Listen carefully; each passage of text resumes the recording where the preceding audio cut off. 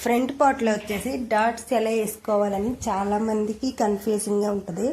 ఏమీ లేదండి, మనం 2.5 ఇంచుల హైటు 1.5 పెట్టుకుంటే సరిపోద్ది.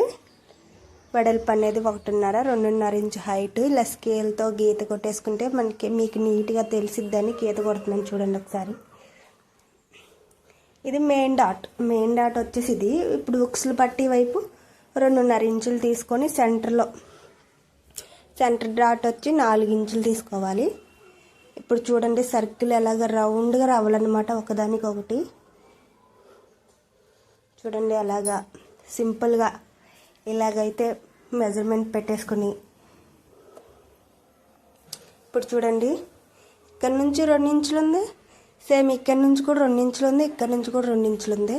ఇలా రౌండ్ షేప్ సర్కిల్ అనేది చక్కగా బాగా నీట్గా వస్తే ఫ్రంట్ పార్ట్ అనేది గుద్దినట్టు వచ్చిద్ది అనమాట. ఇలా ఒకసారి ట్రై చేయండి, బాగా వచ్చిద్ది.